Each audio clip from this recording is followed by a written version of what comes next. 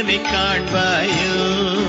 அவன் சேவடி நிழலை சேர்ந்திட நானும் வருவதை சொல்வாயோ செந்தூர் செல்லும் தென்றல் காற்றே முருகனை காண்பாயோ